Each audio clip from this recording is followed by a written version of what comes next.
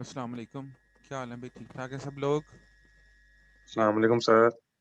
मेरी आवाज़ वालेकुम आ रही है सलाम। ठीक सबको? जी आ रही है सर। Yes sir. चलें वालेकुम गुड। सलाम सर। जी सर, आ रही है। अच्छा, अभी 23 लोग आए हैं। तो बेटा अपने अपने ग्रुप से मैसेज करें, उन्हें बताएं कि ईमेल का जो क्लास का जो लिंक है, जूम लिंक, वो इन्हें ईमेल कर दिया गया, वहाँ से देखें। अगर किसी को उसमें मसला है तो व्हाट्सएप वगैरह पे उसे फॉरवर्ड करें वो लिंक, ठीक है? और लोगों को इकट्ठा करें, जल्दी करें। फिर हम कुछ देर में आते हैं। मैं इधर ही हूँ, ठीक? कोई बात करनी हो तो मैंने मतलब हैंड फ्री लगाई हुई है। लेकिन पहले ना ज़रा अपने ग्रुप से मैसेजेस करके लोगों बंदों को इकट्ठा करें।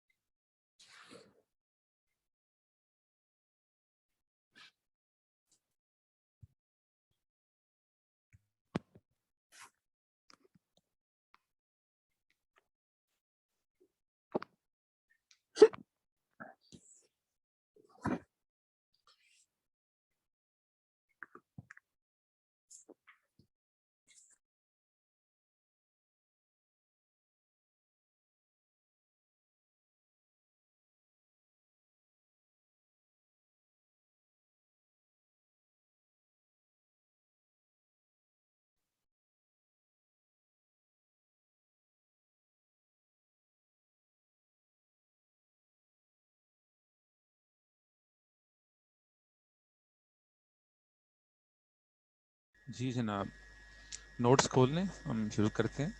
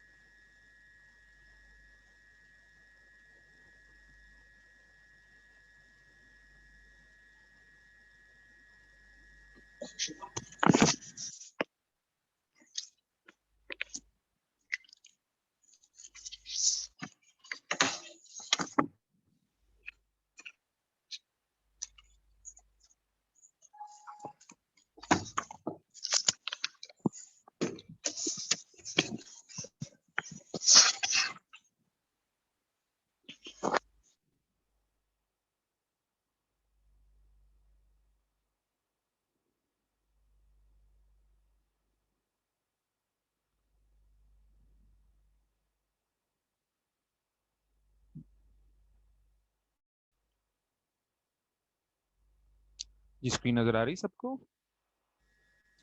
Hello sir screen sharing start हो गया पर कुछ नजर नहीं आ रहा, ब्लैक स्क्रीन है। मैं क्या, एक मिनट ठहर के, शायद अभी आ सर आ आगे गई है नजर आ सर। रही है। आ गया। जी अब अच्छा अच्छा, ये नोट्स हमने डिस्पोजल पढ़ लिया था हमने, ठीक है। क्लोजिंग बैलेंस के प्रोसेस पढ़े थे हमने कि नहीं? अभी हम बेसिकली पढ़ पढ़ लिया रहे था हैं सर, पढ़ लिया था नॉन करंट एसेट्स के, तो क्लोजिंग के भी प्रोसेस हमने पढ़ लिए थे, ठीक है। हाँ, सर। और हमने डेप्रिसिएशन, हाँ ये पढ़ना सर। डेप्रिसिएशन पढ़नी, तो बेटा हम शुरू करते हैं। हम अब स्लोली इसको पढ़ेंगे, ठीक है, ताकि आपको समझ आए। ये यहाँ पढ़ना, क्लास में पढ़ने में कोई फर्क नहीं है, यहाँ भी मैं आपको सामने रख के बता रहा हूँ। जो यहाँ पे सही तरीके से बेटा सुनेगा उसे इंशाल्लाह कोई प्रॉब्लम नहीं होगी। तो हम पढ़ने जा रहे हैं कि जो डेप्रिसिएशन और इम्पेयरमेंट होती है, वो उसके एक्सपेंसेस को किस तरीके से सब्सटेंशिएट का लफ्ज बोला जाता है। सब्सटेंटिव प्रोसीजर अप्लाई करते हैं ना, तो उसे कहते हैं सब्सटेंशिएट करना। तो मैं कहूंगा कि डेप्रिसिएशन और इम्पेयरमेंट एक्सपेंसेस को किस तरह सब्सटेंशिएट करते हैं। सब्सटेंशिएट करना मतलब उन पे सब्सटेंटिव प्रोसीजर अप्लाई करते हैं। तो डेप्रिसिएशन का सबको पता है क्या होता है। इम्पेयरमेंट का भी होपफुली लोगों को पता होगा कि अगर किसी चीज की वैल्यू के अंदर कमी आए, तो उसको हमने, उसकी वैल्यू को हमें कम करना पड़ता है। इसमें है वैल्यू इन यूज है और मार्केट वैल्यू है, फिर उसमें से दोनों में से जो आयर होती है उसको कंपेयर करते हैं, क्या नाम, नेट बुक वैल्यू से, फिर उसके मुताबिक इम्पेयरमेंट लॉस की कैलकुलेशन करते हैं। ये काउंटिंग का इशू है। बहरहाल डेप्रिसिएशन का सबको पता है। कहता है review fix asset register to ensure depreciation has been charge on all depreciable assets.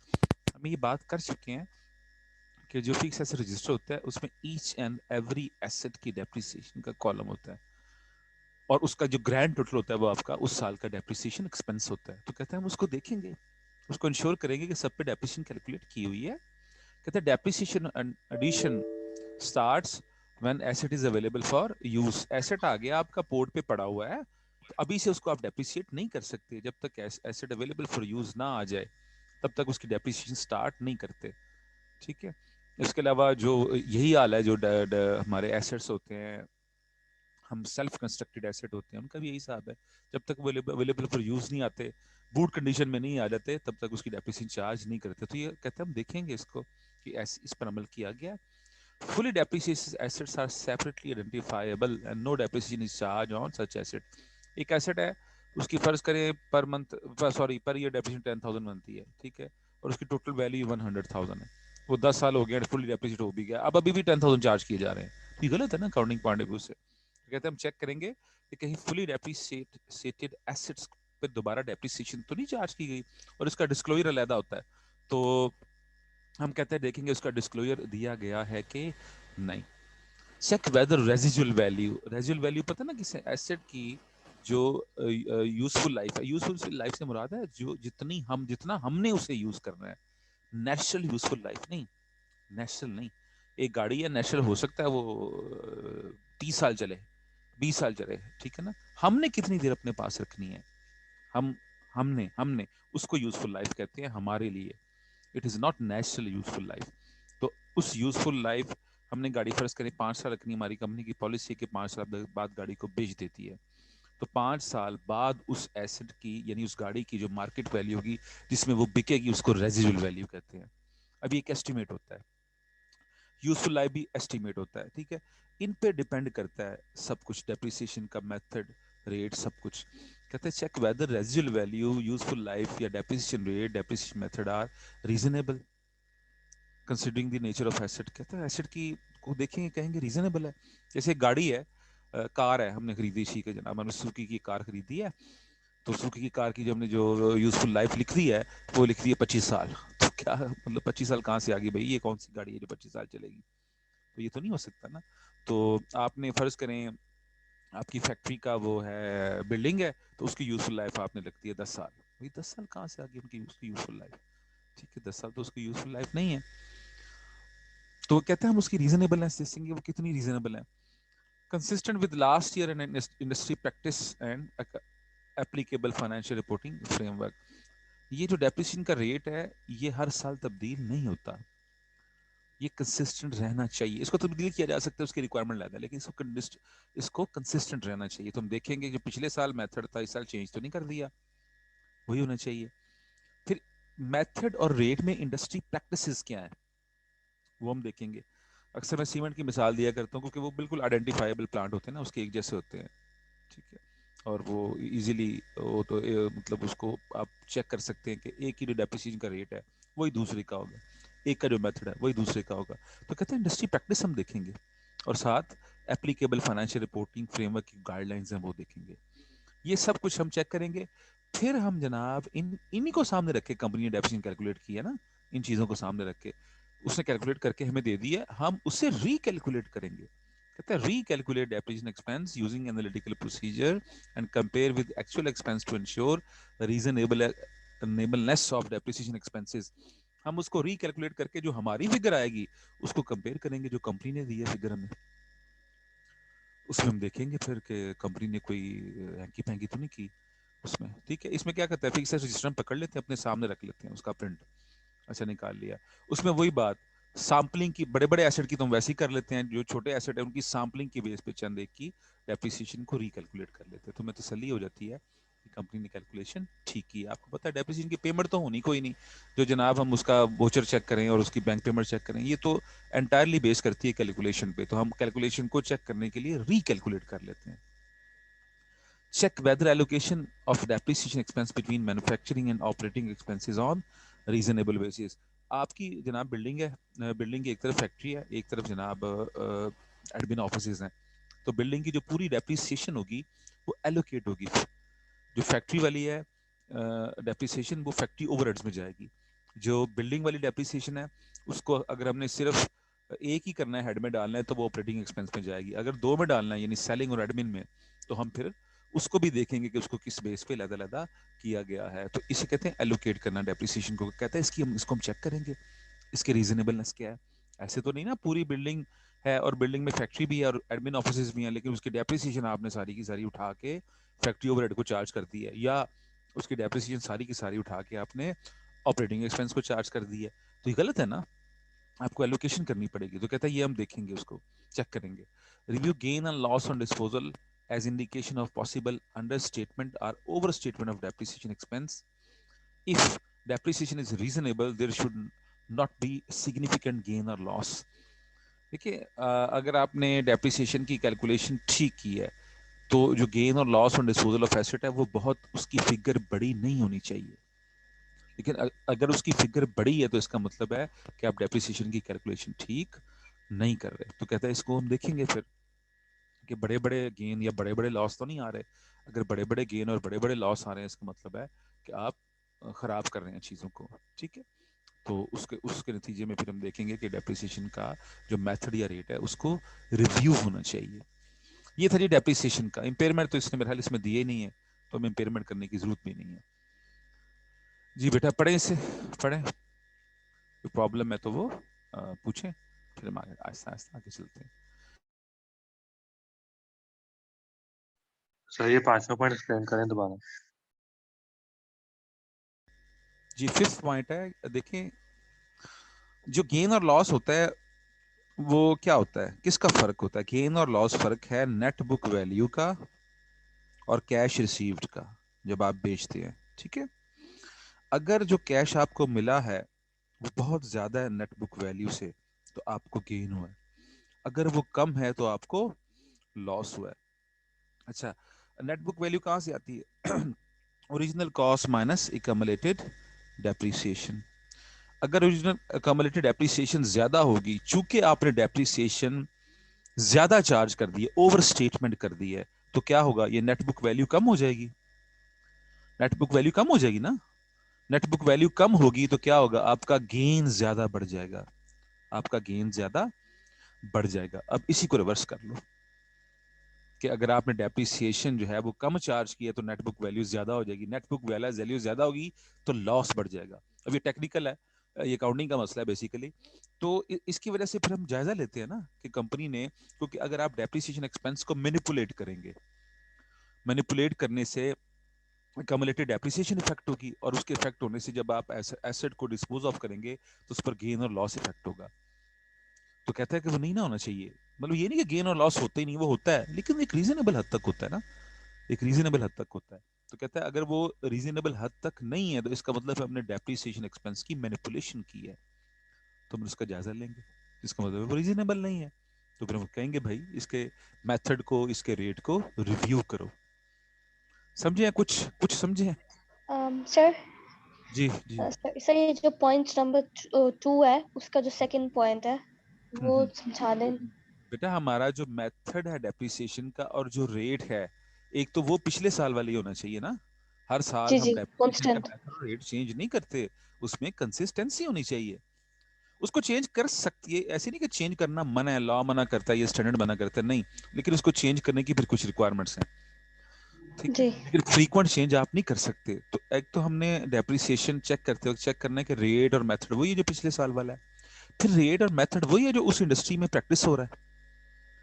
उस इंडस्ट्री में प्रैक्टिस हो रहा है, फर्ज करें सीमेंट है तो वो हमेशा अपने प्लांट को फॉर एग्जांपल करते हैं जनाब 5% पे जो है वो स्ट्रेट लाइन की बेसिस पे, तो आप जनाब कर रहे हैं 15% पे डिमिनिशिंग बैलेंस मेथड के हिसाब से।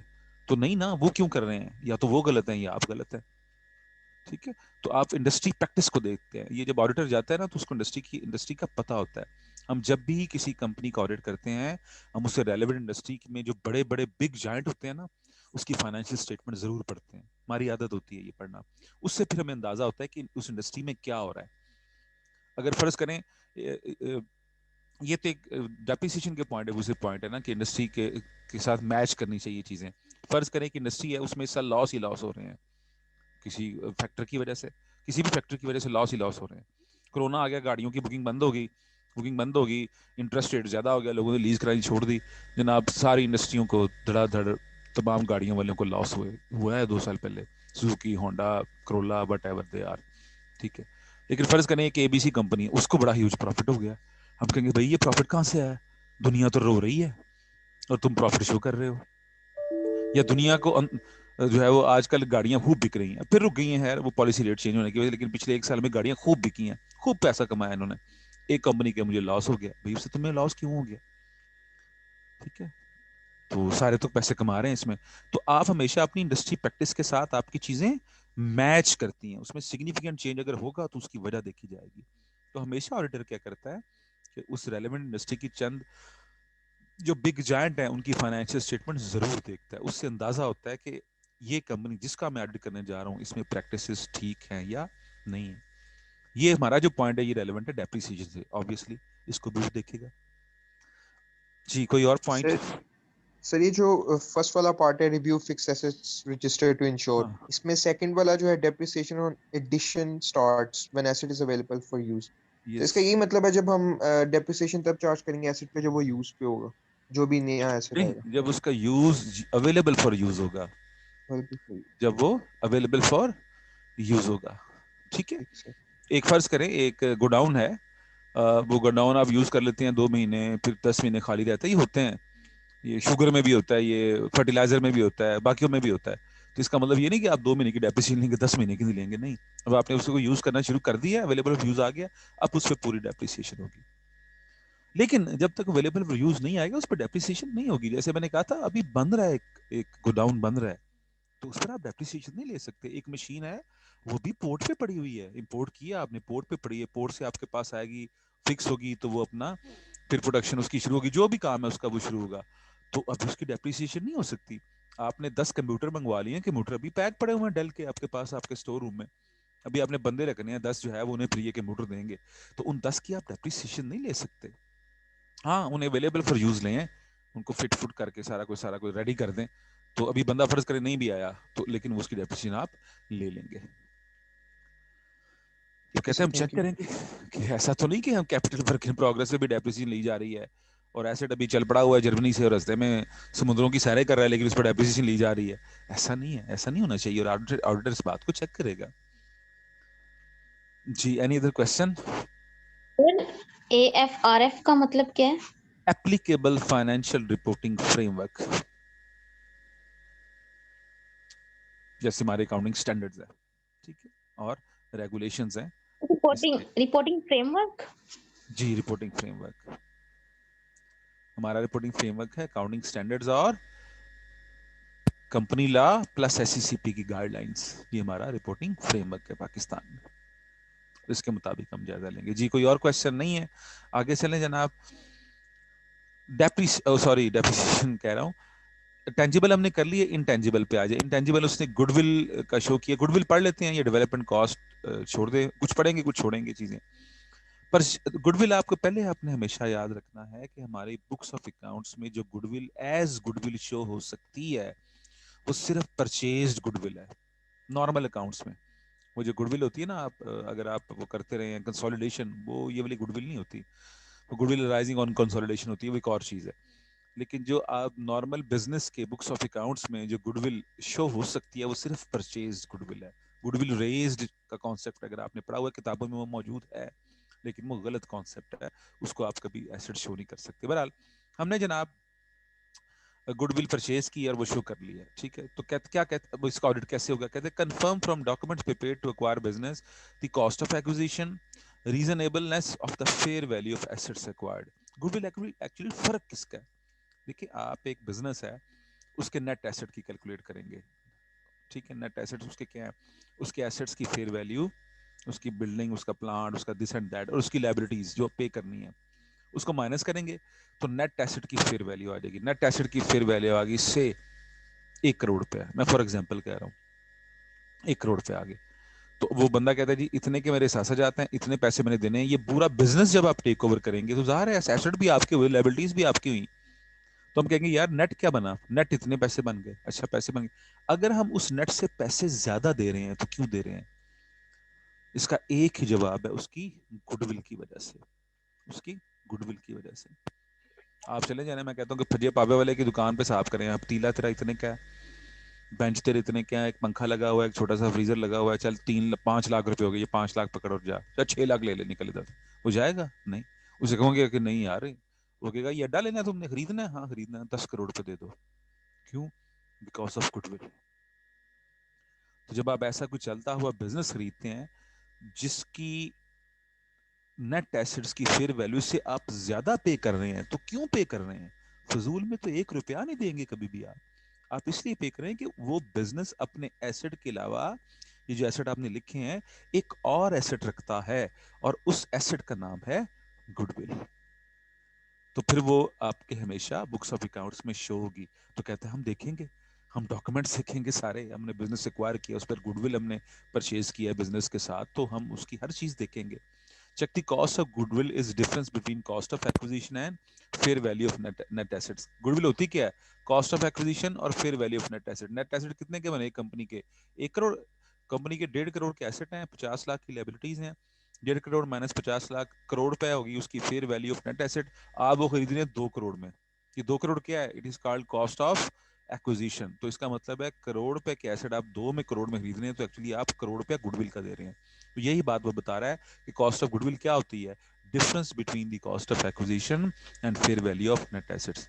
तो जनाब हम इसको चेक करेंगे, इसके डॉक्यूमेंट होंगे ना पूरे, फेयर वैल्यू की कैलकुलेशन करवाई गई है ना वैल्यूअर से, तो सारे हम पेपर देखेंगे। तो फिर जब उसकी पेमेंट की गई है तो चेक के थ्रू जब पेमेंट की है तो उसको हम वेरीफाई करेंगे। कहते हैं review the possibility of impairment of goodwill. सब ये पॉइंट छोड़ दें, इंपेयरमेंट वाला पॉइंट छोड़ दें, बस ये 2 पॉइंट है, गुडविल के इतने पॉइंट है, 2 ही हैं। जी आगे चलें, डेवलपमेंट कॉस्ट छोड़ दें, अदर इंटेंजिबल आए। ये गुडविल बहुत कम है आपकी बिजनेस के अंदर, आप कंपनीज की फाइनेंशियल स्टेटमेंट शायद ना होने के बराबर आपको नजर आएगी। लेकिन अदर इंटेंजिबल्स हैं, अदर इंटेंजिबल्स जनाब कौन से हैं? सबसे बड़ा इंटेंजिबल एसेट्स जो आपको फाइनेंशियल स्टेटमेंट में नजर आएगा, it is called softwares. Softwares तो यानी कंपनी क्या कर रही है, कंपनी ने जनाब ERP इंस्टॉल किया, तो ERP क्या है? एक सॉफ्टवेयर है, ठीक है, हार्डवेयर तो नहीं है। हार्डवेयर तो टेंजिबल एसेट होता है, कंप्यूटर मैं इसे छू सकता हूँ, अब इसके अंदर ईआरपी उन्होंने इंस्टॉल कर दिया, हमने खरीदा, उन्होंने इंस्टॉल कर दिया, तो ये हमारे इंटेंजिबल में आएगा। तो कहता है उसका मॉडल, हमारी कंपनी है उसकी बुक्स ऑफ अकाउंट्स में ईआरपी सॉल्यूशंस के नाम से सॉफ्टवेयर एज इंटेंजिबल एसेट आ रहा है, हमने उसका ऑडिट करना है, कैसे करेंगे? इसके अलावा कॉपीराइट्स भी होते हैं, पेटेंट्स भी होते हैं, ट्रेडमार्क भी होते हैं, ये सारे आपके इंटेंजिबल हैं। तो कहते हैं inspect legal and purchase document to ensure existence, valuation and rights of entity over intangible asset. Development cost नहीं पड़ेंगे? डेवलपमेंट कॉस्ट छोड़ दें। ओके।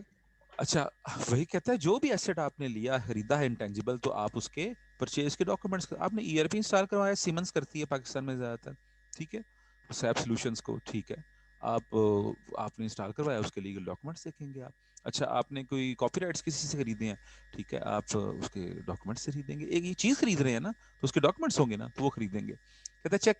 अब अच्छा, जिस तरीके से टेंजिबल एसेट की डेप्रिसिएशन करते हैं, उसी तरीके से इंटेंजिबल एसेट की अमॉर्टाइजेशन करते हैं। Amortisation means depreciation of intangible asset. Depreciation की इंटेंजिबल एसेट की डेप्रिसिएशन को अमॉर्टाइजेशन करते हैं, अमॉर्टाइजेशन कहते हैं। तो ऑब्वियसली इसकी अमॉर्टाइजेशन हम करेंगे, तो उसको भी हम चेक करेंगे बीइंग ऑडिटर। कहते हैं check amortisation calculation using client policy and to ensure its accuracy. और उसके कहते हैं ऑडिट प्रोसीजर सेम है जो डेप्रिसिएशन के हैं, ये नहीं उसको कंपनी की पॉलिसी के मुताबिक रिकैलकुलेट करेंगे और प्लस इंडस्ट्री प्रैक्टिसेस से उसको मैच करेंगे, ठीक है। बस ये 2 पॉइंट है, इंपेयरमेंट वाला पॉइंट छोड़ दें, आसान है, क्योंकि इसमें वो कह रहा है कि इसके अमोर्टाइजेशन के पॉइंट्स वही हैं जो आपके डेप्रिसिएशन के। बस ये 2 पॉइंट्स करने हैं आपने इसके। इसी तरह आपने गुडविल के भी 2 पॉइंट्स करने हैं। जी देखिए बेटा, मैं थोड़ा इसका टाइम भी दे रहा हूँ तीसरा आपको। काट है। जी हेलो। इसका जी भी तीसरा काट है अदर टेंजिबल का। हाँ जी, इसका भी काट दें तीसरा। चलो ठीक है। जी देखें इसको, पढ़े सर पढ़े गुडविल, सर जितना मैंने गुडविल पढ़ाया है, ये एसेट है मैंने ना? पढ़ाया आपको डेप्रिसिएशन इम्पेयरमेंट वाला, ये पढ़ें, फिर गुडविल के 2 पॉइंट्स करवाए हैं, और फिर अदर इंटेंजिबल के ये, इसको सारे को एक दफा पढ़ें। मैं 5-7 मिनट देता हूँ, उसके बाद हम इसको डिस्कस करके फिर आगे चलेंगे। सर गुडविल एसेट होता है ना?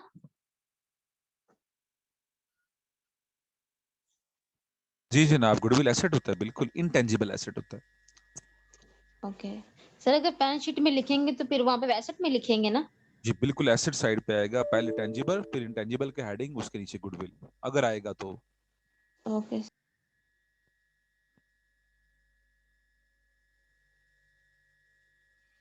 जी जनाब।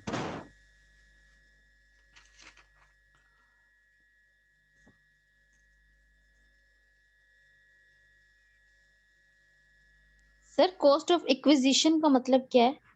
आपने बिजनेस खरीदा है, पूरा बिजनेस फैक्ट्री समेत ही सारा ही खरीद लिया है, फॉर एग्जांपल, उसको खरीदने के जो पैसे पे किए हैं उसे कॉस्ट ऑफ एक्विजिशन कहते हैं।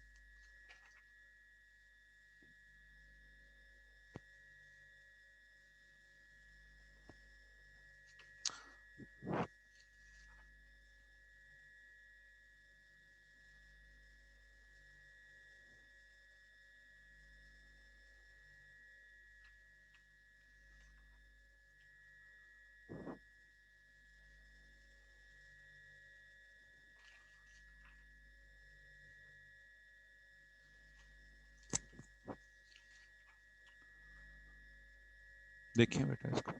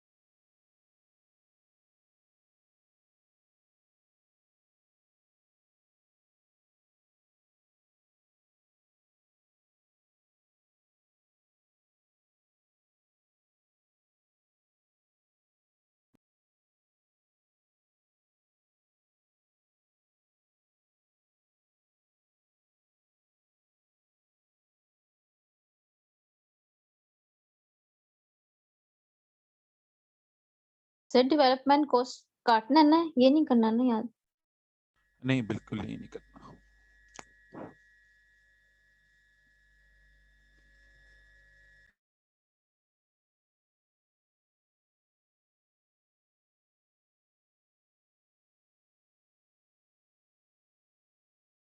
सर मुझे सब्सटेंटिव की समझ नहीं आई। सब्सटेंटिव क्या मतलब, क्या समझ नहीं आई? ये प्रोसीजर जो बेटा हम कर रहे हैं इन्हें सब्सटेंटिव प्रोसीजर कहते हैं। सब्सटेंटिव प्रोसीजर की दो टाइप्स हैं, टेस्ट ऑफ ये टेस्ट ऑफ डिटेल और एनालिटिकल प्रोसीजर। तो उसमें से हम ये टेस्ट ऑफ डिटेल कर रहे हैं, इनका नाम है ये।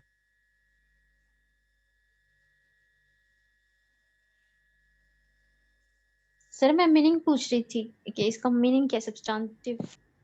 इसके बेटा एग्जैक्ट जो उर्दू वाले मीनिंग है ना वो मुझे कोई बेहतर नहीं मिला। Considerable amount, size, maybe. हाँ, ये यहाँ पे ये अप्लाई नहीं होता। यहाँ पे यानी सब्सटेंटिव कहा जाता है कि जरा मतलब सब्सटेंटिव खर्चे से मुराद है जरा थोड़ा सा बड़ा खर्चा, थोड़ा सा बड़ा खर्चा, बहुत बड़ा नहीं। लेकिन वो यहाँ पे अप्लाई नहीं होता ये, इसलिए उस मीनिंग को यहाँ अप्लाई ना करें। ठीक है, सब्सटेंटिव ऑडिट प्रोसीजर से इसका मफहूम समझ लें कि चीजों को उनके सपोर्टिंग डॉक्यूमेंट से वेरीफाई करना। जी बेटा मैं अटेंडेंस लगा लूं आपकी, फिर हम आगे पढ़ते हैं जनाब। जी अब्दुल मन्नान, अटेंडेंस बेटा जो बोलेगा या हैंड रेस करेगा उसकी लगेगी, दूसरे की नहीं लगेगी। दूसरे का मुझे क्या पता वो है कि नहीं। ठीक है अब्दुल मन्नान, ओके। अबरारुल हक, यस सर। ठीक है जनाब। Adnan Asghar, present sir. उसके बाद जनाब एहसन खालिद, एहसन खालिद है नो। उसके बाद अलीहा, प्रेजेंट सर। अली अहमद, अली अहमद है नो। और अक्सा असलम, प्रेजेंट सर। अशफाक अहमद, अशफाक साहब कोई नहीं। जी आयशा मंसूर, आयशा मंसूर हैं नहीं है। जी आयशा उरूज, प्रेजेंट सर। ठीक है। और अजीम तारिक, सर प्रेजेंट। उसके बाद Azhar Mahmood, present sir Azhar ma'am. ठीक है। फाहद रफ़ी, फाहद रफ़ी साहब no. Faisal Abbas, present sir. Faisal Khan, yes sir present. Hadiya Asad, Hadiya Asad नहीं है। जी हाफिज मोहम्मद इम्तियाज नहीं है। हफ्सा महमूद नहीं है। और हलीमा शबीर Present, sir. और हमदिया, प्रेजेंट सर। हामिद रजा, हामिद रजा हैं, ठीक है हामिद। और हसनैन फारूक, यस सर। इकरा अदील, ठीक है इकरा। और खालिद हुसैन, प्रेजेंट सर। उसके बाद खौला, Present. कोमल इकबाल, जी कोमल इकबाल नहीं है। जी मोहम्मद तलहा असद, मोहम्मद तलहा असद है, ठीक है तलहा। Maham Javed present sir. और Mahnoor Tariq, present sir. Maryam Yusuf, Present, sir. Malika, Malika है नहीं है। मरवा, मरवा है नो। जी मैं भी Sagheer, Present, sir. Mubashar Hameed, Present, sir. Mohammad Ashir, yes sir. Mohammad Azeem, yes sir. Mohammad Azeem Faiz, present sir. Azeem Faiz किधर है? दोबारा बोले, नहीं नजर आ रहा मुझे। सर ठीक है प्रेजेंट प्रेजेंट। ठीक है। मोहम्मद फरहान अली नो, ठीक है जनाब। Mohammad Hasnain Tariq, present sir. Mohammad Rizwan Farid, present sir. Mohammad Saifur Rehman, Yes, sir. Present. Mohammad Taimur Yusuf, Present, sir. जी मोहम्मद उस्मान, Present. नबील फयाज, जी सर. Present. जी नबील हुसैन भुट्टा नहीं है, Sadeem Ahmed Farooqui, Yes, sir. Yes, Samar sir. Mubeen, Samar Mubeen किधर है? नहीं है, ठीक है समर। और Shoaib Nisar, present sir. Sobia Khalid, Present, sir. Syed Adeel, Yes, sir. Talha Suhail, Present, sir. Umar Ali, Yes, sir. Umar Yasin, Present, sir. Umme Salma, Present, sir. Umar Ata, Yes, sir. Usman Ghani, Present, sir. Waleed Asif, no, Waleed Shakeel, Present, sir. Zainab Arshad. Present, sir. ये मैं एक दफ़ा एब्सेंट को बोल दूं, अगर वो कोई है तो बता दे। जनाब एहसन खालिद हैं, Present, sir. ठीक है एहसन लगा दी। और अली अहमद हैं,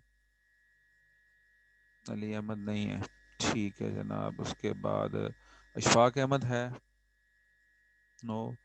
आयशा मंसूर है, Present. ठीक है लगा दी आपकी। फहद रफ़ी है, फहद रफ़ी नहीं है, ठीक है। और क्या, हादिया असद है, नहीं है। हाफिज मोहम्मद इम्तियाज़ है, नो। हफ्सा महमूद है, नो। कोमल इकबाल है, नो। मलिका है, नो। और मोहम्मद फरहान अली है, नो। उसके बाद नबील भुट्टा लगा दी है।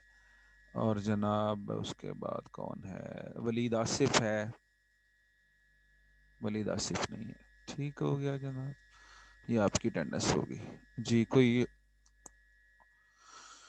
Any question? फिर आगे इन्वेंट्री का हमने शुरू करना है।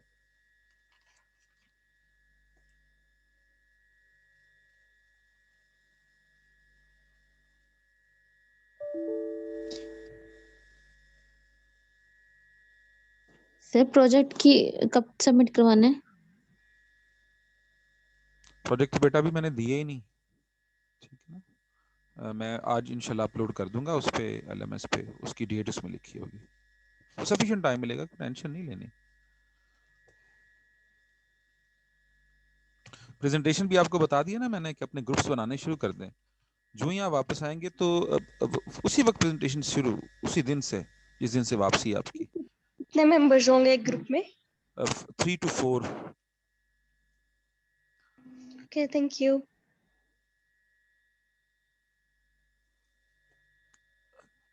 सर टॉपिक खुद से चूज करना है? टॉपिक हाँ खुद से, यानी कोर्स में से कोई टॉपिक चूज कर लेना। कोर्स से करेंगे तो आसानी हो जाएगी जी। हम शुरू कर रहे हैं, आगे आए जी इन्वेंट्री। पहले तो याद रखें इन्वेंट्री कहते किसे हैं, ठीक है। ये ट्रेडिंग और मैन्युफैक्चरिंग कंसर्न में मुख्तलिफ होती है। ट्रेडिंग कंसर्न में एक ही इन्वेंट्री होती है और उसका नाम होता है मर्चेंडाइज इन्वेंट्री, यानी वो चीज़ें खरीदते हैं एज इट इज सेल कर देते हैं। लेकिन जो मैन्युफैक्चरिंग कंसर्न होते हैं उसके अंदर इस इन्वेंट्री की 3 टाइप्स होती हैं। एक रॉ मटेरियल, यानी ऑब्वियसली आप मटेरियल परचेज करेंगे, आप वो कहते हैं वो खाम लोहा खरीदते हैं, ठीक है। और उसके बाद उसको उससे सरिया बनाते हैं। तो आप या गाड़ी के असम्बलर हैं, आप गाड़ियों के पुर्जे वगैरह सारी चेसी इंजन खरीदते हैं, कुछ इंपोर्ट करते हैं, लोकल खरीदते हैं, गाड़ियां असम्बल करके फिर बेचते हैं। तो जो आपका रॉ मटेरियल पड़ा होगा उसका अलग एक स्टोर रूम होता है, उसे कहते हैं रॉ मटेरियल, ऑब्वियसली इस नाम से लिखा होता है। फिर उसको अब आप प्रोसेसिंग करते हैं, तो जो सेमी फिनिश्ड प्रोडक्ट होती हैं उन्हें कहते हैं आप वर्क इन प्रोसेस। यानी जो साल के आपका ईयर एंड हो रहा है 30 जून को, तो उस वक्त 30 जून को जो सेमी प्रोसेस चीजें थी ना, ये जो ना रॉ मटेरियल थी ना वो फिनिश गुड्स थी, क्योंकि अभी उस पर प्रोसेसिंग हो रही थी, उन्हें आप कहते हैं वर्क इन प्रोसेस इन्वेंट्री। और जो चीजें बिल्कुल तैयार हो चुकी हैं और वो कस्टमर आपका जो भी है वो आपके लिए तैयार है, यानी ये जरूरी नहीं कि वो यूजेबल कंडीशन में है, नहीं नहीं नहीं, ऐसा नहीं है। जैसे इंजन तैयार करने वाली फैक्ट्री है, तो वो जो इंजन तैयार कर देगी गाड़ियों के, वो उसकी फिनिश गुड्स है। तो अकेले इंजन तो नहीं ना चलता, वो गाड़ी में संभल होगा। तो अगली कंपनी के लिए, सुजुकी पाकिस्तान के लिए वो क्या होगा, वो रॉ मटेरियल होगा जब उसे वो इंपोर्ट करेगी। तो फिनिश से मुराद है जो हमारे नजदीक फिनिश्ड है और हम बेच रहे हैं उसे फिनिश गुड्स कहते हैं। इसके अलावा चूंकि हमारा प्लांट चल रहा होता है, तो प्लांट में मुख्तलिफ पुर्जाजात यूज होते हैं, इस तरह की चीजें यूज होती हैं, तो उसके लिए अलहदा हमने इन्वेंट्री रखी होती है उनके फाजिल पुर्जाजात, एक्स्ट्रा जो उसके स्पेयर पार्ट्स हैं। अब वो एक बेल्ट टूट जाए आपके जनाब, तो क्या ये तो नहीं ना करेंगे कि अच्छा शहर जाए एक बंदा बेल्ट लेके आए, तो उसमें तो आधा दिन गुजर जाएगा। तो आपने हर चीज स्पेयर रखी होती है। उस स्पेयर पार्ट्स की इन्वेंट्री को स्टोर्स एंड स्पेयर्स कहा जाता है। तो आप किसी भी कंपनी की फाइनेंशियल स्टेटमेंट उठा लें, उसमें आपको मैन्युफैक्चरिंग कंसर्न में ये 4 इन्वेंट्रीज नजर आएंगी: stores and spheres, work in process inventory, raw material और फिनिश गुड्स। ठीक हो गया। तो इसका ऑडिट करना इन्वेंट्री का हाईली टेक्निकल ऑडिट होता है, क्योंकि इसकी हर कंपनी में नेचर डिफरेंट होती है, क्योंकि हर कंपनी की प्रोडक्ट सबकी आपस में मिलती नहीं होती, सेक्टर वाइज एक जैसी होती हैं, वरना तो मतलब हजारों प्रोडक्ट हैं। तो हम अब ऑडिट करने गए तो क्या करें, कहता है plain inventory list from client, उसे कहेंगे भाई इन्वेंट्री लिस्ट दे दो। Cast them to ensure mathematical accuracy and agree balance with financial statement, उसकी एक्यूरेसी को चेक करेंगे। कास्ट से मुराद उसकी मैथमेटिकल एक्यूरेसी, उसका वर्टिकल टोटल चेक करेंगे, और उसे उसका टोटल फाइनेंशियल स्टेटमेंट के अंदर शो होना चाहिए। तो दोनों को मैच करेंगे, दोनों ठीक है। फिर क्या करेंगे, फिर उस इन्वेंट्री में कुछ हम सैंपल लेंगे सैम्पलिंग के थ्रू, और उनको फिजिकली इंस्पेक्ट करेंगे। ये हम काम कब करते हैं, ये हम काम करते हैं 30 जून को। इसे कहते हैं inventory count, physical inventory count. ये आगे इसके प्रोसेस आ रहे हैं, तो हम उसे फिजिकली चेक करेंगे ईयर एंड को, जिस ये जो ईयर एंडर है उस तारीख को, क्योंकि उसके बाद इन्वेंट्री चेंज हो जाती है।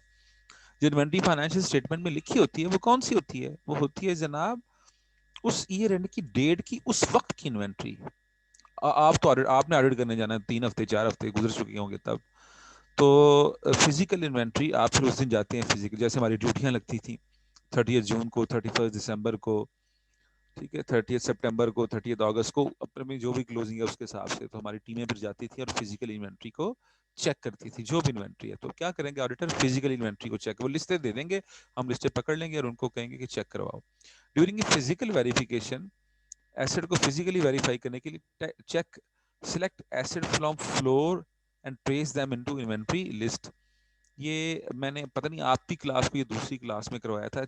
ये कहते हैं फ्रॉम लिस्टिंग टू फ्लोर, और एक वर्ड है from floor to listing. From listing to floor का मतलब है कि आप लिस्ट देख रहे हैं इन्वेंट्री की, आपके साथ उनके बंदे होते हैं, कहते हैं मुझे ये वाली चीज दिखाओ कहाँ पे है, वो आपको वहां पे ले जाता है, वहां दिखाता है ये पढ़िए, आप कहते हैं गिनो, मेरे पास पीस आ रहे हैं 52, यहाँ गिन के दिखाओ 52 है। यानी आप लिस्ट में से किसी चीज को सिलेक्ट करते हैं और कहते हैं मुझे फिजिकली दिखा दो, इसे कहते हैं फ्रॉम लिस्टिंग टू फ्लोर।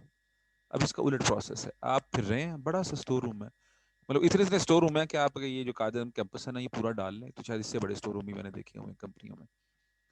तो आप वहाँ फिजिकली किसी चीज को देखते हैं, अच्छा ये जो चीज पड़ी हुई है क्या नाम है इसका, सर इसका ये नाम है, ये मुझे तुम लिस्ट में दिखाओ, इसे कहते हैं फ्रॉम फ्लोर टू लिस्टिंग। तो ये दोनों काम ऑडिटर करता है। उसे कहा जाता है कि जब आप चीजें देखने के लिए जाओगे तो आपने लिस्ट से देख के उन्हें, उनके बंदों को कहना है मुझे फ्लोर पे दिखाओ, यानी फिजिकली दिखाओ, और आपने फ्लोर से देख के उसे कहना है मुझे लिस्ट में दिखाओ। ठीक है, तो यही बात वो कह रहा है, कहता है during physical verification also select asset from floor and trace them into inventory list. कहता है सिर्फ ये ना करें कि लिस्टें देख के और कहें कि मुझे दिखाओ ये कहाँ पे है, कुछ देख के भी उसे कहें मुझे लिस्ट में दिखाओ। During physical verification also check for condition of inventory for indication of impairment. कहते हैं इन्वेंट्री की कंडीशन देखें, अगर उसकी इन्वेंट्री की कंडीशन इतनी खराब है कि वो बतौर इन्वेंट्री की नहीं बिकनी, वो जनाब बतौर क्या कहते हैं, वो कबाड़िए को बिकनी है, क्या नाम है उसका, आप क्या लफ्ज बोलते हैं उसके लिए, गार्बेज के लिए इस तरह का लफ्ज बोलते हैं, ठीक है ना, वो अब कबाड़िए को बिकनी है। तो क्योंकि इन्वेंट्री खराब होगी, तो कहते हैं कंडीशन का जायजा लें। उन्होंने गुड इन्वेंट्री को जो है वो गुड इन्वेंट्री में ये वाली इन्वेंट्री होती है स्क्रैप, सॉरी स्क्रैप का लफ्ज मैं भूल गया, स्क्रैप इन्वेंट्री को ना लिखा हो, स्क्रैप इन्वेंट्री अब स्क्रैप में जाएगी। ठीक है, तो कहता है ये आपने इसका जायजा लेना है हमेशा। उसके बाद कहते हैं review reconciliation between physical balance and book balance at the year and if total listing differ with book value. अच्छा आप कहते हैं कि मेरे पास ये लिखे हुए हैं यूनिट 52, फिजिकल चेक किया तो जनाब वो 50 निकले, तो फिर आप उसकी रिकंसिलिएशन बनवाते हैं। या आप कहते हैं मेरे पास लिस्ट में 52 है, फिजिकली चेक किया तो वो 60 निकले, तो आप उसकी फिर उन्हें कहेंगे रिकंसाइल करके दो मुझे। तो रिकंसाइल क्या करना है, वो सीधी बात है। कम होंगे तो सर जी कहेंगे सर जी चोरी हो गई, समझ नहीं आई कहाँ गए। ज्यादा हो जाएंगे तो कहेंगे सर को एंट्री मिस हो गई, पता नहीं हो गया, ये हो गया, वो हो गया। फिर कहानियां सुना देंगे आपको। आपने कहानियां सुन के क्या करनी है, आप बस लिख देंगे कि फिजिकली इतने थे और जो है वो बुक्स ऑफ अकाउंट्स में इतने हैं और डिफरेंस इतने का है। बस उस डिफरेंस को आप ऑडिट डिफरेंस में डाल देंगे। वो कंपनी वालों को खुद भी नहीं पता होता, मे भी चोरी हो गए हो, मे भी कहीं लिखने लिखाने में गलती हो गई हो। साल के दौरान में इन्वेंट्री मूवमेंट हजारों होती हैं, तो उसमें समझ नहीं आती। तो कहता है लेकिन अगर कोई बड़ी इन्वेंट्रीज हैं और बड़ी कीमती इन्वेंट्री है, फिर परेशानी पैदा हो जाती है। और फार्मास्यूटिकल में आप जाएं तो जनाब वो मिलीलीटर की जो इन्वेंट्री होती है, वो पता लगता है कि 70 लाख रुपए का मिलीलीटर ये है वो केमिकल था, वो कहाँ गया। कितना वो होना चाहिए हमारे पास, 500 मिलीलीटर पड़ा हुआ है, 400 मिलीलीटर, 100 मिलीलीटर कहाँ गया, उसकी कैलकुलेशन कर पता लगा 3.5 करोड़ रुपए का वो मटीरियल है। वो हार्ट के किसी इंजेक्शन के अंदर डालते हैं उसे, ठीक है, और इंजेक्शन बिकता है जनाब 30,000 रुपए का। तो ये जब इतनी वो सब्सटेंटिव कह लें अमाउंट की होंगी, मटेरियल अमाउंट की होंगी, तो फिर हम उसका जरा और तरीके से जायजा लेंगे, क्योंकि हम ऑडिटर हैं। ऑडिटर ने इन मटेरियल चीजों को नहीं देखना। मैं खुद करता रहा हूँ, ये क्या जी 2-4 पीस का, मैं फिर क्या करूँ 4 पीस, मैं बस ऊपर लिख देता हूँ ये फिजिकली इतने और डिफरेंस इतना है। तो ऑडिटर को कोई परवाह नहीं होती वो इमटेरियल चीजों की, वो उनका अपना काम है, वो ध्यान से काम किया करें। अगर मटेरियल डिफरेंस है जनाब, तो जनाब फिर ऑडिटर कहेगा ये मुझे निकाल के दो, और इस पर वो आगे भी रिपोर्ट करेगा। ज़ाहिर है कंपनी भी फिर इग्नोर नहीं ना कर सकती। पेप्सी का इन्वेंट्री काउंट करने के लिए गए हैं, पता नहीं आपको किससे सुनाए हुए मैंने कि नहीं, तो वहां पे जनाब पेप्सी के जनाब 1-2 पैट कम निकलेंगे तो उसकी तो कोई टेंशन नहीं है, कितने के हैं, 400 रुपये 500 रुपए के। लेकिन जनाब अगर फार्मास्यूटिकल के अंदर बड़े कीमती केमिकल गुम हो गए जिनकी वैल्यू 2.5-3 करोड़ रुपए, तो फिर मसाइल पैदा हो जाते हैं। तो बहरहाल और हम उसको डिफरेंस के अंदर लिखेंगे और कंपनी को कहेंगे जनाब इसको रिकंसाइल करके और वेरीफाई करके दो कि ये क्या मसले हैं। देखिए इसको, फिर हम आहिस्ता आहिस्ता बेटा आगे बढ़ते हैं। मलिका बेटा अटेंडेंस अभी लगा देता हूँ मैं, ठहर जाएं आप थोड़ी देर। जी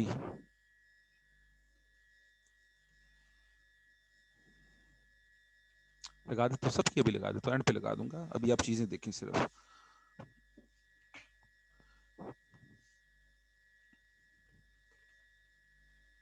देखिए इसको पढ़ें, पढ़े जो हमने पढ़ा है।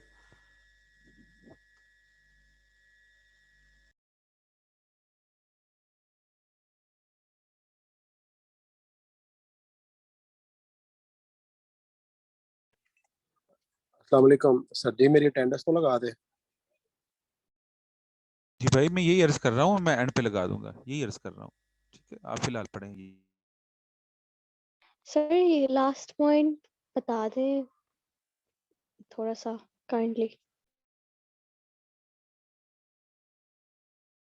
फिजिकल इन्वेंट्री से थर्ड पॉइंट है review reconciliation between physical balance, कि आपकी लिस्ट के अंदर बैलेंस लिखा हुआ कि ये चीज होनी चाहिए, से इसके यूनिट होने चाहिए 60, फिजिकल गिने तो वो जनाब निकले 50, या फिजिकल गिने तो वो बढ़ भी जाते हैं जनाब, वो निकले 65। तो अब क्या करेंगे, तो कंपनी को कहेगी ना इसको रिकंसाइल करें, ठीक, तो वो रिकंसाइल करेंगे इसको। रिकंसिलिएशन में वो डिफरेंस की कोई ना कोई रीजन तो देंगे, या कुछ नहीं देंगे तो फिर लिखेंगे अनआइडेंटिफाइड रीजन। तो कहते हैं कि हम वो उन्हें कहेंगे ये हमें लिख के और इसको रिकंसाइल करके दो। अगर वो नहीं देते तो मैं बता रहा था अगर छोटी अमाउंट है तो हम इग्नोर कर देंगे, लेकिन अगर बड़ी अमाउंट्स हैं तो फिर बेटा हम उसको ऑडिट डिफरेंस में डालेंगे और उसका जायजा लेंगे आगे। ठीक है, थैंक यू। सर अगर उनको बस पता होता है कि चीज घूमी और ना सच है तो कार्रवाई होती है उनके खिलाफ। हम नहीं कर सकते बेटा, हम वो डिफरेंस डाल के और जो टॉप मैनेजमेंट को इसकी कॉपी भिजवा देते हैं। जो इन्वेंट्री काउंट करते हैं ना हम लोग, तो हमारे पास इन्वेंट्री की लिस्ट होती है, तो उसमें हम लिखते जाते हैं, जो गुड है वो गुड करते जाते हैं, जिसका डिफरेंस है डिफरेंस लिखते जाते हैं। रेड बॉल पॉइंट से हम सारा कुछ लिखते जा रहे हैं, लिखते जा रहे हैं, लिखते जा रहे हैं। फिर जब सारी इन्वेंट्री काउंट हमने कर लिया, बड़ा लंबा चौड़ा होता है, कई कई घंटे चलता है, बड़ी बड़ी चीजें चेक करते हैं, बड़ा थक जाता है बंदा इसमें कर करके। एंड पे हम उसके अपने अपने साइन करते हैं, उन्हें कहते हैं तुम भी साइन करो, जो हमारे 7 बंदे थे वो भी साइन करते हैं। उसके बाद एक कॉपी बनाते हैं, ओरिजिनल खुद रख लेते हैं, कॉपी उनको दे देते हैं, तो वो कॉपी उनकी टॉप मैनेजमेंट को चली जाती है। उसके अंदर लिखा होता है कि ये चीजें ऑडिटर ने चेक की, लिस्ट के अंदर ये 60 थी और फिजिकली ये 51 निकली, या लिस्ट के अंदर ये 60 थी फिजिकली ये 68 निकली। तो फिर ये मैनेजमेंट का काम है, उस पर वो क्या एक्शन लेती है। ठीक है, तो अगर वो इमैटीरियल है तो ऑडिटर को उससे कोई गर्ज नहीं होती। इमैटीरियल बस वो मैनेजमेंट को रिपोर्ट करके उसकी जिम्मेदारी खत्म। अगर वो मटेरियल है तो फिर ऑडिटर देख, क्योंकि मटेरियल को फिर असर होता है फाइनेंशियल जो सॉरी ऑडिट रिपोर्ट पे, फिर वो देखेगा कि मैंने इतनी बड़ी अमाउंट को ऑडिट रिपोर्ट के अंदर लिखना है कि नहीं लिखना।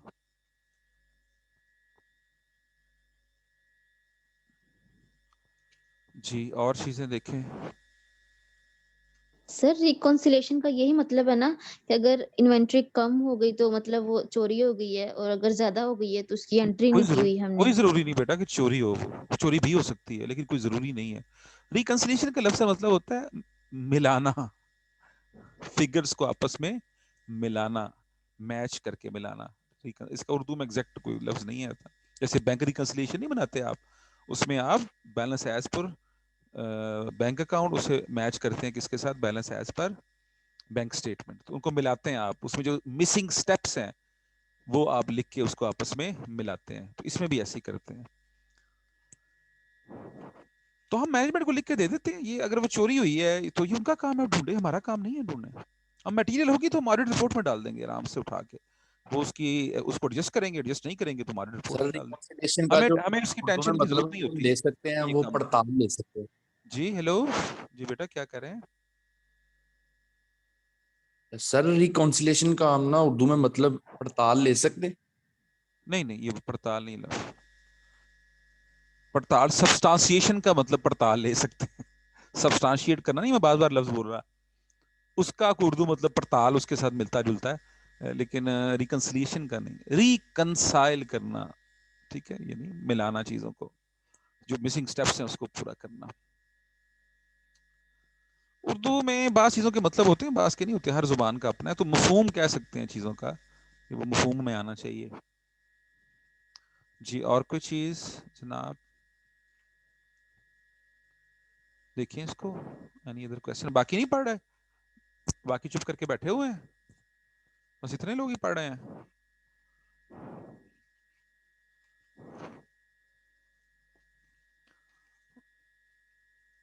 मैंने आपको शायद लास्ट टाइम बताई थी ये बात कि आपका एक फुल फ्लेज क्वेश्चन इनमें से आएगा आपके सब्सटेंटिव प्रोसीजर्स में से। तो इसलिए बेटा आपने इसको सीरियसली लेना है, क्योंकि ऑडिट है ही इसका नाम।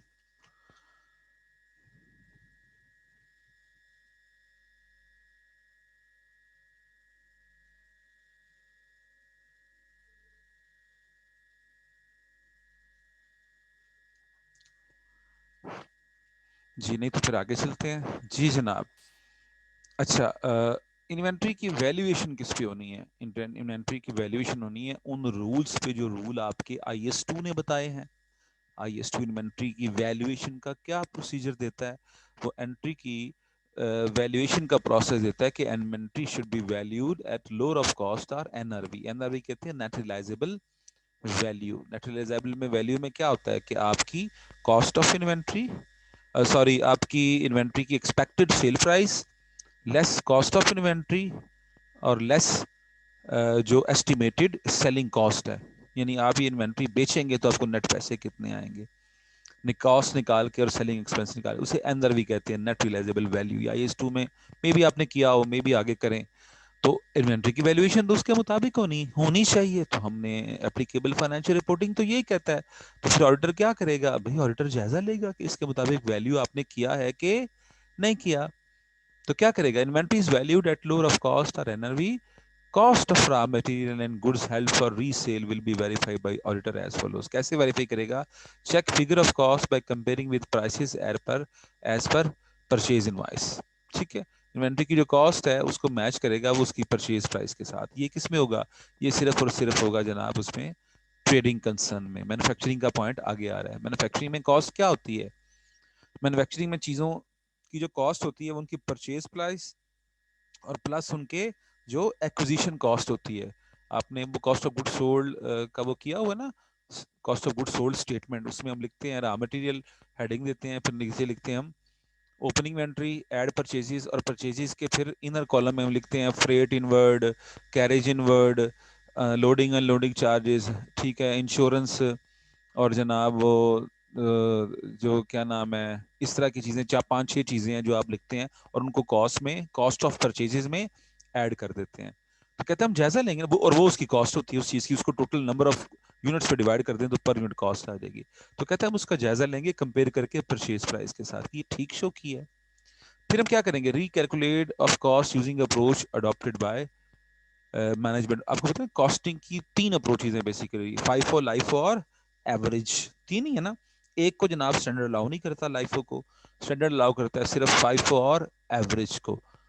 तो जो भी अडॉप्ट करें आप, आपको मना तो नहीं कर रहा ऑडिटर, ना मना कर रहा है ना स्टैंडर्ड मना कर रहे हैं, लेकिन जो भी आपने अडॉप्ट की है ऑडिटर देखेगा कि आपने उसके मुताबिक उसकी राइट कैलकुलेशन की है कि नहीं। आप फाइफो अडॉप्ट कर लें ठीक है, लेकिन फाइफो को सही तरीके से अप्लाई किया कि नहीं किया। आप एवरेज अडॉप्ट कर लें ठीक है, तो आपसे जो है वो देखेगा कि आपने एवरेज के मुताबिक सही कैलकुलेशन की है कि नहीं की। ठीक है, अब आ जाए आगे जनाब। ये है, ये तो हो गया ना उसका रॉ मटेरियल का, और जो ट्रेडिंग कंसर्न है ये उसका उसका हो गया। रॉ मटेरियल में भी ऐसे ही होता है और ट्रेडिंग कंसर्न में भी ऐसे होता है। लेकिन बाकी मैन्युफैक्चरिंग कंसर्न में इसके अलावा भी इन्वेंट्रियां होती हैं। कौन सी इन्वेंट्रियां होती हैं, एक वर्क इन प्रोसेस होती है और एक फिनिश गुड्स होती है। तो कहता है उसका ऑडिट कैसे होगा, कहता है obtain a breakup of cost of, ये सॉरी हम वैल्यूएशन कर रहे हैं, breakup of cost of each item in work in process and finished goods and agree the total to the general ledger। अब वर्क इन प्रोसेस का और finish goods की cost का ब्रेकअप भी लेंगे। ब्रेकअप से मुराद है कि उस पर मटेरियल कितना लगा, उस पर डायरेक्ट लेबर कितनी लगी और उस पर ओवरहेड्स कितने लगे, ये हम जनाब ब्रेकअप लेंगे देखेंगे। फिर क्या देखेंगे, कहते हैं check that correct cost and quantity of material has been used in valuation. आपने जो फिगर्स यूज की हैं वो दुरुस्त हैं कि नहीं है, उसका आप जायजा लेंगे। अच्छा कैसे जायजा लेंगे, मतलब लेबर है उसको कैसे चेक करेंगे, भाई लेबर के पेरोल रिकॉर्ड से चेक करेंगे।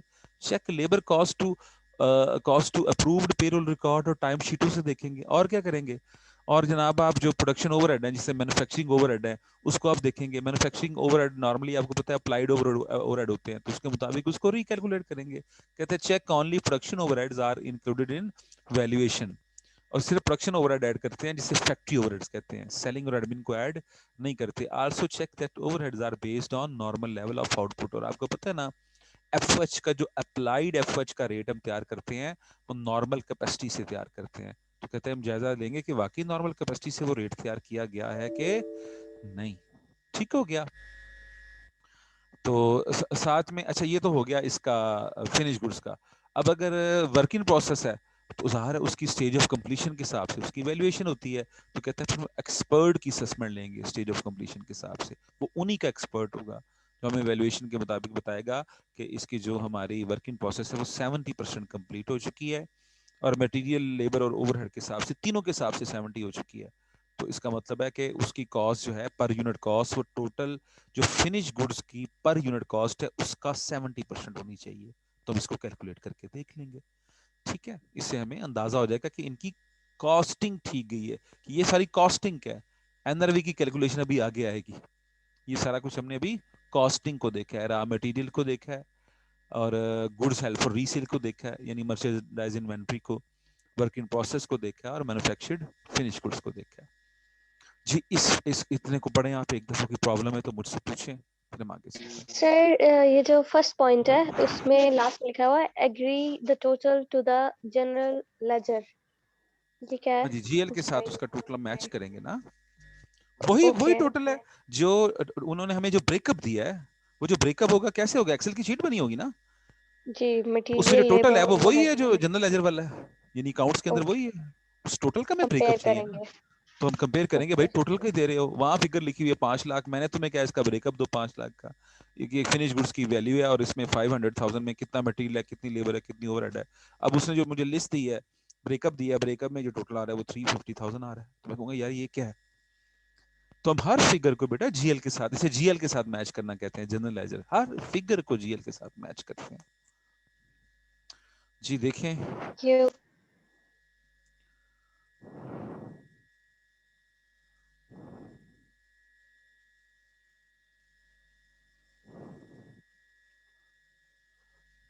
बाकी लोग ही बेटा देखें, चीजों को पढ़ें।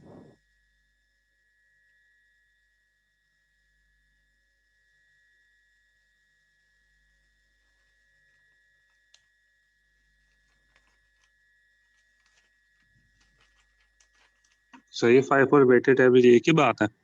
नहीं, बिल्कुल एक बात नहीं है। अगर आपने कॉस्टिंग की हुई है उसकी मटेरियल की, तो आपको पता होना चाहिए दो मुख्तलिफ बातें हैं।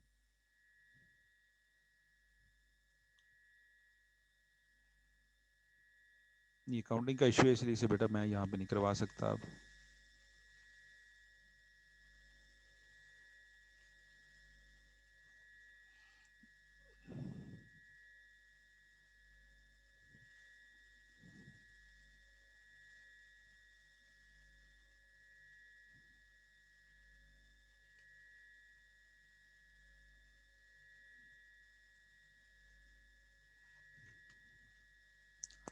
जी ये देखिए बेटा, आज इतना ही करेंगे हम लोग हैं। इसको एक दफ़ा सारे को एक दफ़ा पढ़ लें। मैं बार बार कह रहा हूँ, इसको बहुत ज़्यादा इंपॉर्टेंस दें सब्सटेंटिव प्रोसीजर्स को।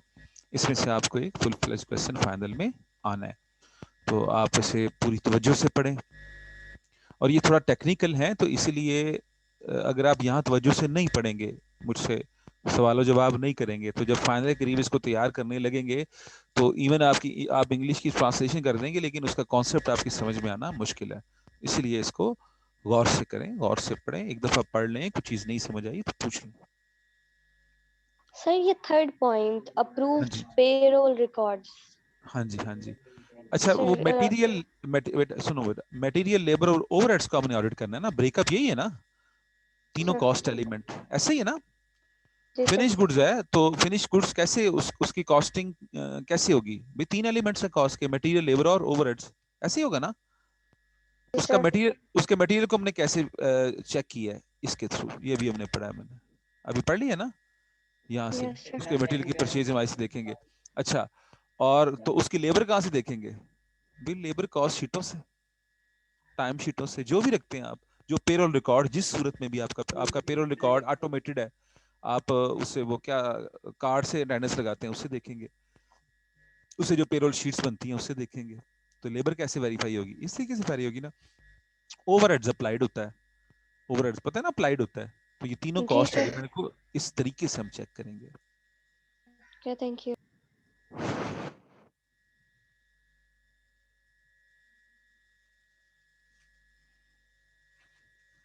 जी कोई और?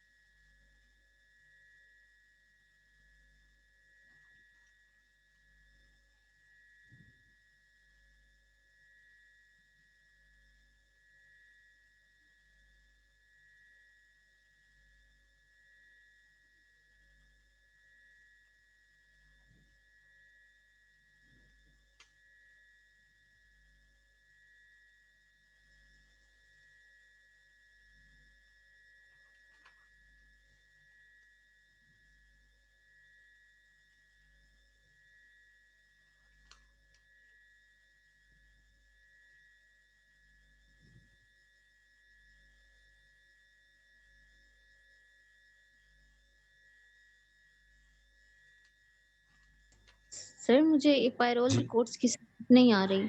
Payroll records, payroll record. Payroll बेटा, जो पेमेंट करते हैं ना आप तनख्वाहों की, उसे अकाउंटिंग में पेरोल कहते हैं। चाहे वो प्रोडक्शन वालों की है, चाहे वो बड़ों की है, पेरोल कहते हैं। तो पेरोल का रिकॉर्ड उसको वेरीफाई करेंगे। अब पेरोल का रिकॉर्ड इसने लफ्ज क्यों की यूज किया आथर ने नोट्स में, कि पेरोल रिकॉर्ड हर कंपनी में मुख्तलिफ होता है। मतलब ये सिंपल वो रजिस्टरों पे भी पेरोल बन सकती है, बाद में एक्सेल शीट पे आप बना लें। अगर आपकी ऑटोमेटेड है, ठीक है, तो वो सॉफ्टवेयर के थ्रू भी बन सकती है। तो कहता है जिस सूरत में भी वो रिकॉर्ड होगा, वो रिकॉर्ड आपने रजिस्टरों पे रखा हुआ है, आपका ईआरपी सिस्टम है, आप एक्सेल में यूज कर रहे हो, आप क्विक बुक में बना रहे हो, आप पीसी में बना रहे हो, हम उस पे रिकॉर्ड, पेरोल रिकॉर्ड से चेक करेंगे उसको, लेबर को, ठीक है, कि आपने कितनी लेबर को पेमेंट की है।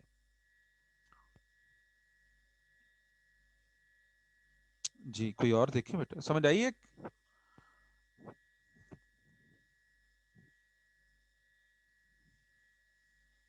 सर कंपनी जो पेमेंट्स वगैरह करती है आपने सैलरी लेबर को, जो लेबर, हाँ बिल्कुल, लेबर को जो पेमेंट करते हैं उसको पेरोल कहते हैं, तो उसका रिकॉर्ड। सर वो जो रिकॉर्ड है वो सिंपल रजिस्टर पे भी हो सकता है, ऑनलाइन भी हो सकता है। किसी आपकी मर्जी, आपकी ऑनलाइन तो नहीं होगा रिकॉर्ड, वो ऑनलाइन क्यों रखना है आपने उसको? सॉफ्टवेयर में हो सकता है। ठीक है, तो सॉफ्टवेयर से प्रिंट निकलवा लें, रजिस्टरों की सूरत में हो सकता है, किसी सूरत में भी हो सकता है, आपके अपने अपने सॉफ्टवेयर है, अपना अपना तरीका रिकॉर्ड मेंटेन करने का। ठीक है जनाब, हो सकता है, ऑडिटर बस चेक करेगा उसको।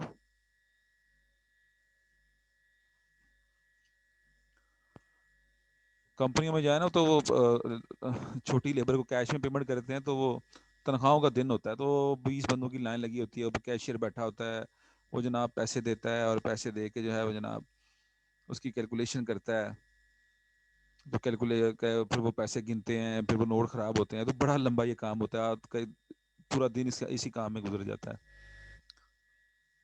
लेकिन वो छोटी लेबर होती है, अनपढ़ बाज़ का तो उसमें लोग होते हैं, तो उसको वो कैश में देते हैं, वो बैंक के थ्रू मसाइल पेश आते हैं। मैं एक ऑर्गेनाइजेशन में गया, वहाँ ये मसला था बहुत ज़्यादा, तो मुझे उन्होंने कहा यार इसको ना कर दो, इनको बैंक के अकाउंट खुलवा देते हैं ताकि हमारी जान छूटे, हम बैंक में कर देंगे। मैं कह रही आपकी जान फिर भी नहीं छूटी। मैं कहा बैंक अकाउंट भी आपको खुलवा के देने पड़ेंगे, इन एटीएम भी आपको दिलवा के देने पड़ेंगे, इनको एटीएम का यूजेज भी आपको सिखाना पड़ेगा, बैंक अकाउंट में ज़रा मसला आ गया, मसले भी आपको हैंडल करने पड़ेंगे, लिहाजा ये थोड़ी सी तकलीफ बर्दाश्त कर लें।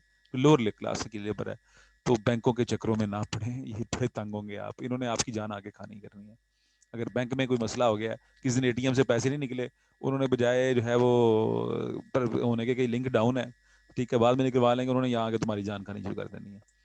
मैं कह बस ये रहने दें, हर कंपनी का अपना हिसाब है, तो जो भी हिसाब कंपनी का होगा रिकॉर्ड कीपिंग का, पेरोल की, ऑडिटर का काम है उसको जाके वेरीफाई करना। जी कोई और चीज?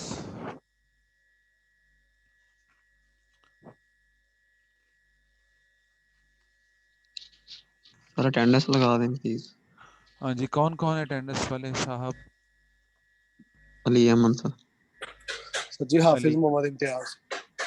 अली अहमद लगा दी, और जी हाफिज मोहम्मद इम्तियाज लगा दिए, और जनाब हादी असद, हादी असद लगा दी, और मलिका लगा दी, और जनाब कौन है? आशिर ज़िया भी है? नहीं, और तो नहीं रहेगी किसी की?